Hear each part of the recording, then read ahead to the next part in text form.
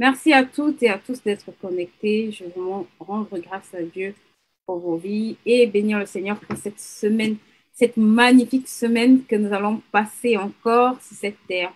Donc, vraiment, merci Seigneur pour cette semaine. Merci pour chaque jour de cette semaine. Nous bénissons nos journées et on veut vraiment te rendre grâce aussi pour ce temps que nous allons passer ensemble. Tu dois être productif. Donc, merci pour toutes les clés que tu vas répondre ici afin de nous permettre d'accroître encore notre productivité. Je vais commencer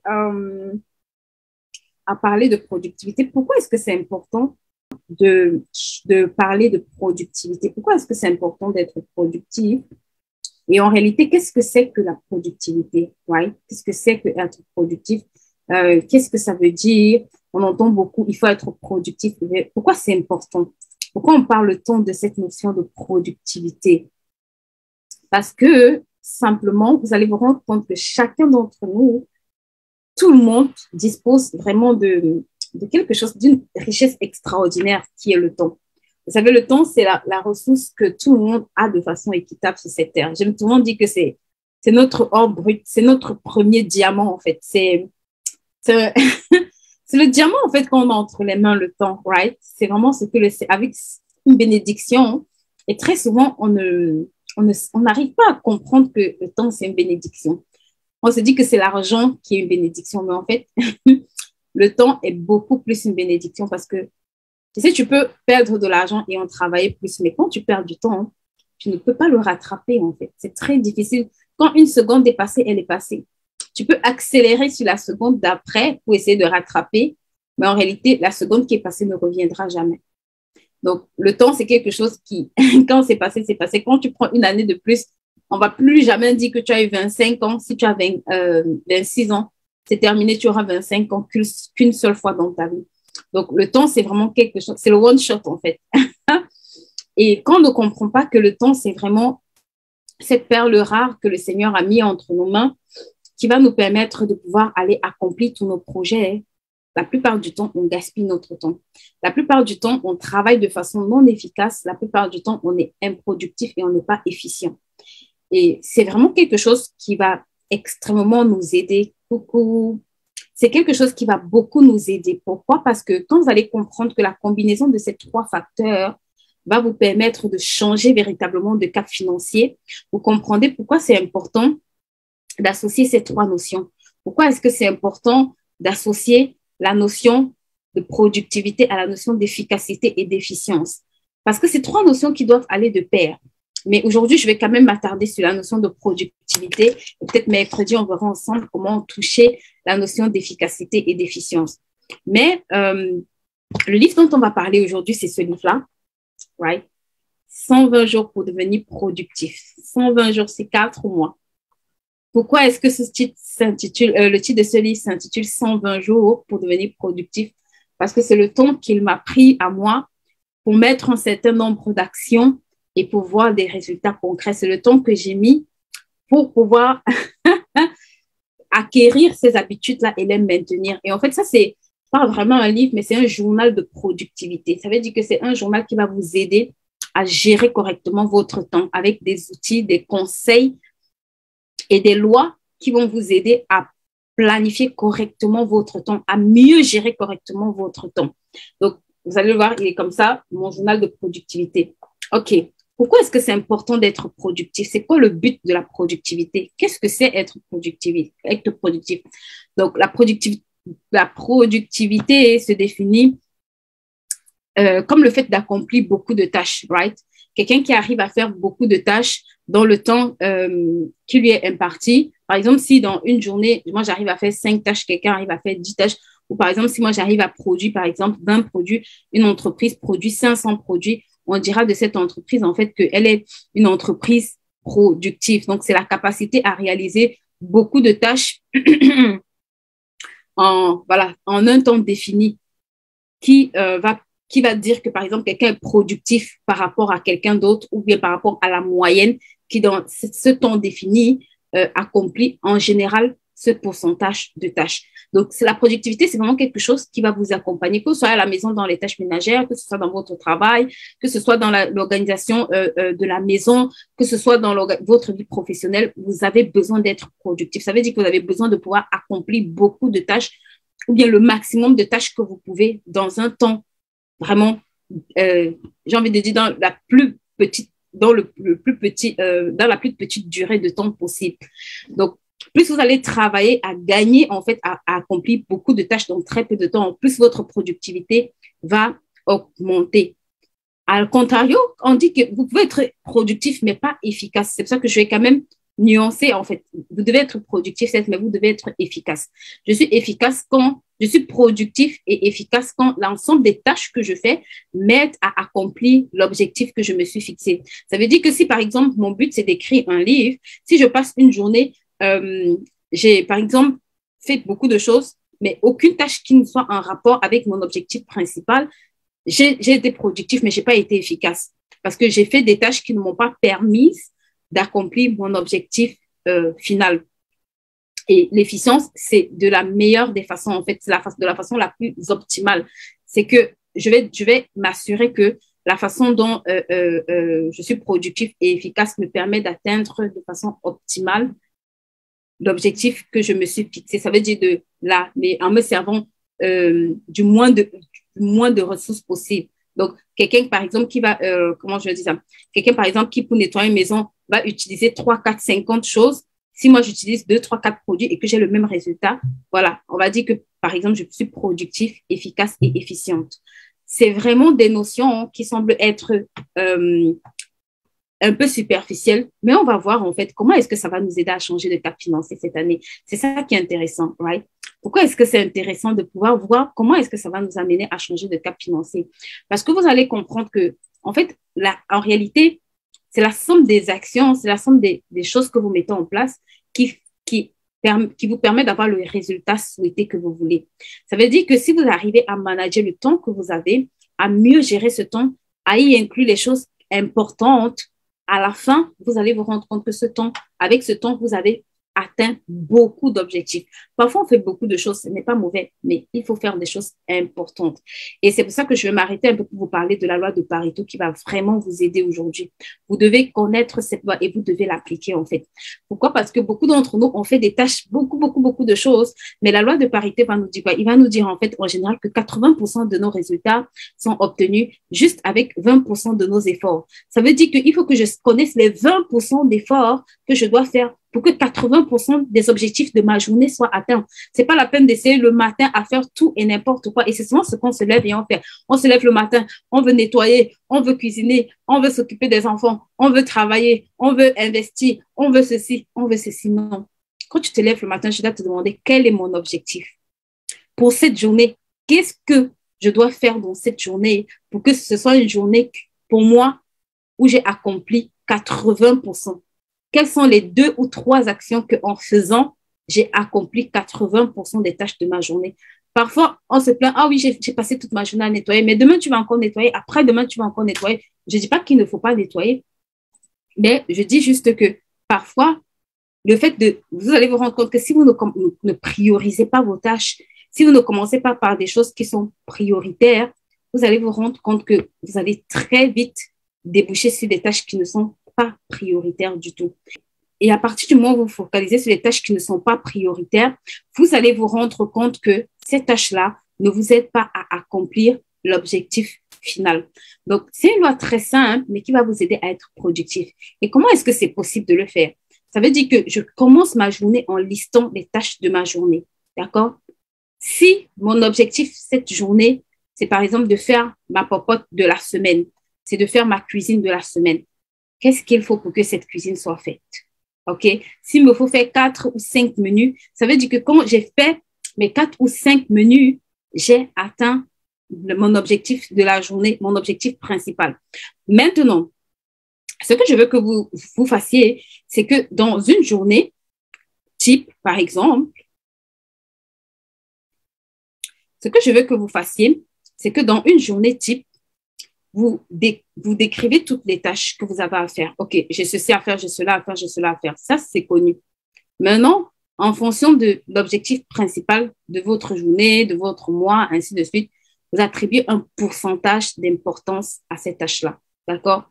Par exemple, OK, dans ma journée aujourd'hui, si j'ai par exemple un rendez-vous d'affaires, j'ai le ménage à faire, je dois aller rendre visite à une copine, vous devez pouvoir en fait mettre des pourcentages en fait. Qu'est-ce qui est trop important?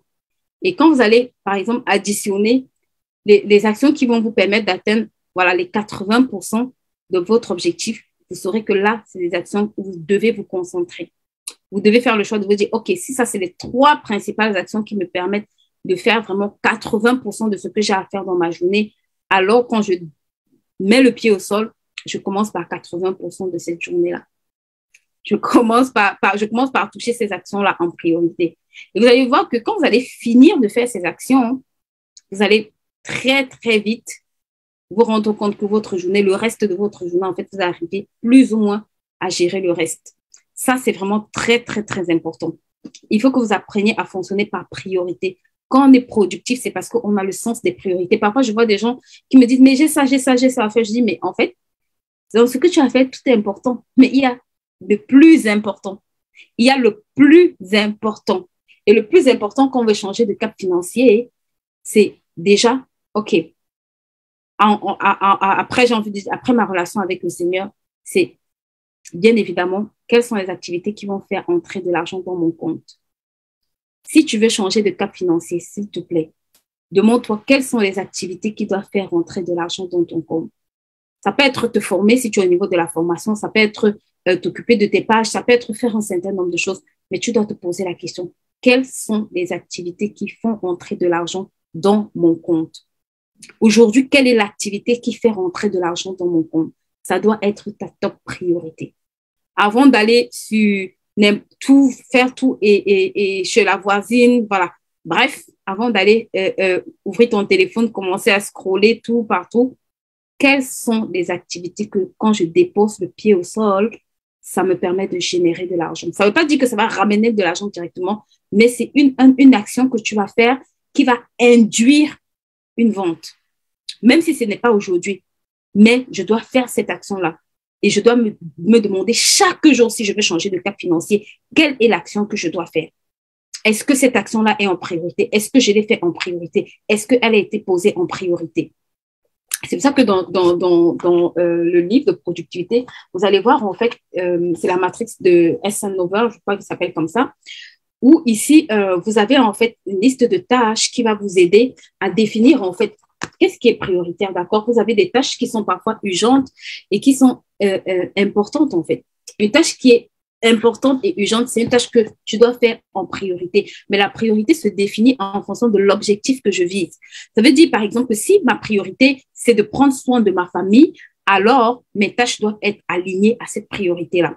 Si ma priorité, c'est par exemple de passer une journée à prier ou pendant un temps de retraite, c'est de chercher le Seigneur, alors ma tâche prioritaire, c'est de passer du temps avec le Seigneur sur cette matrice, dans ce cadre-là. Donc, vous allez vous rendre compte que là, vous avez en fait là des espaces pour définir. C'est pas la peine de trop charger.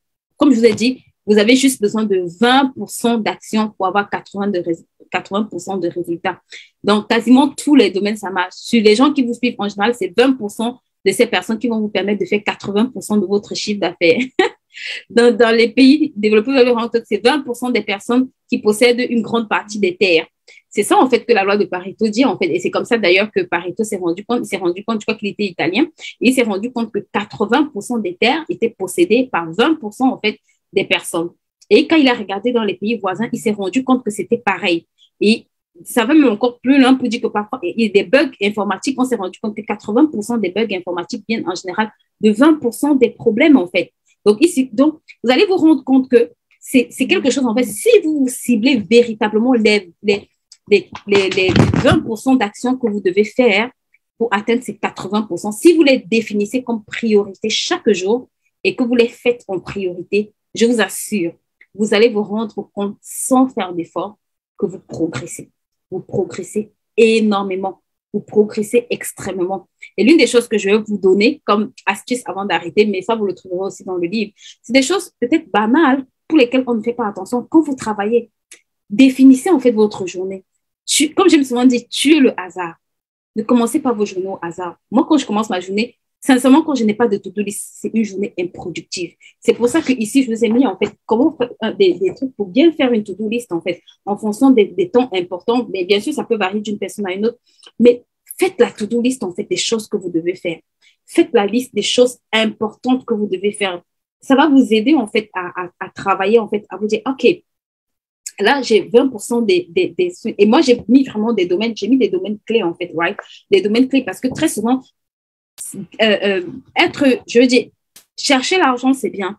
Être en bonne santé pour le manger, c'est encore mieux. Donc, dans les domaines que tu ne dois pas négliger, je t'ai mis des domaines ici, right? C'est des domaines qui vont t'aider, en fait, à gérer correctement ton temps, à te dire, ça, c'est mes priorités. Maintenant, en fonction d'une autre personne, ça peut varier ces domaines-là. Mais tu dois vraiment te rassurer que dans les domaines que tu définis, tu calibres, en fait, ton temps de telle façon que quand c'est fait, maintenant, tu peux faire autre chose. Si à chaque fois que tu te rassures que ce que tu as fait est fait avant de faire autre chose, tu vas te rendre compte que tu es hyper, hyper, hyper productif.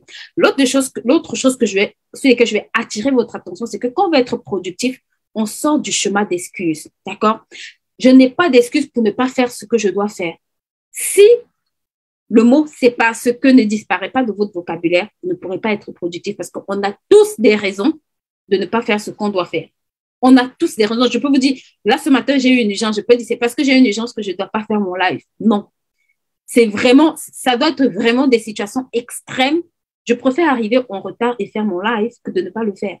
Pourquoi? Parce que c'est une tâche importante de ma journée. Ça fait partie de 20% des actions que je dois poser chaque jour. Ça fait partie des 20% des actions de ma journée du lundi, faire mon live.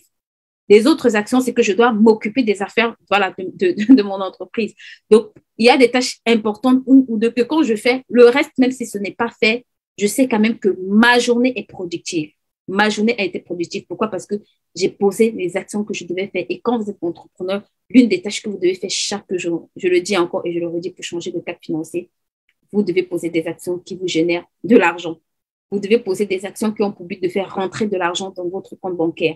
Vous devez poser, ces actions, c'est pas toujours acheter de la marchandise. Ça peut être vous former, ça peut être lire un article, ça peut être appeler quelqu'un, par exemple, pour demander conseil. Ça peut être, par exemple, regarder une vidéo instructive. Ça peut être faire plein de choses, mais ça doit être une action qui a pour but de faire rentrer de l'argent dans votre compte bancaire.